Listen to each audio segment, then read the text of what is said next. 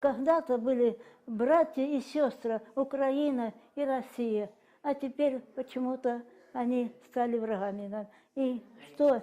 Вот эти сирены, пускают эти ракеты. 88 яшьлек Нина Николаевна Татарстанга күченергә мәҗбүр булучыларның берсе. ВСУ һөҗүмнәре туктамаганлыктан гомер көзендә аларга туган якларыннан китәргә туры килә. Как здесь ласково встречают, какое внимание. Безне бик яхшы каршы алдылар. Мондый җылы мөнәсәбәтне бер кайчан күргәнем юк иде.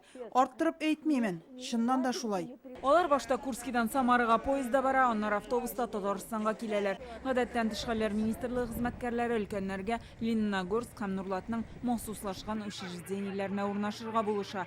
Өлкәннәрне юындыралар, яңа киемнәр бирәләр. 73 яшьлек Сергей Филатов Курск өлкәсендә дә интернат йортта яшәгән. Сирена тавышлары тынып тормады ди.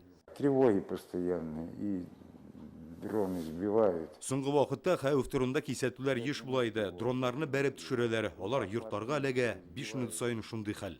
Лениногорскидагы интернат йортта өлкәннәр өчен барлык уңайлыклар булдырылган. Чиста урын, жер, гигиена кирәк-яраклары, ашату, табиблар күзәтүе, мәдәни программа бар. На сегодняшний день они у нас находятся на карантине. Килүчеләр әлегә карантинда. Бер атна дәвамында алар табиблар күзәтүендә булачак. Аннары тагында уңайлырак бүлмәләргә күчерәбез. Өлкәннәрнең хәлен республиканың хезмәт, мәшгульлек һәм социаль яклау министры Эльмира Зарипова да белеште, азык-төлек җыелмасы тапшырды. Мы с вами понимаем, как тяжело вообще менять место жительства. Туган җирдән күченеп китү ничек авыр булуын аңлыйбыз, бигрәк тә өлкән яшьтә. Лениногорскидагы интернат иң яхшыларның берсе. Ремонт булган иде. Коллектив әйбәт, табиблар көчле. Монда алар үзләрен икенче иләрендә кебек хис итәрләр дип уйлыйм. Татарстанга килүчеләр барлыгы 20 кеше, иң өлкәнне 92 яшь. Алар Лениногорск һәм Нурлаттагы социаль учреждениеләрдә яшәячәк.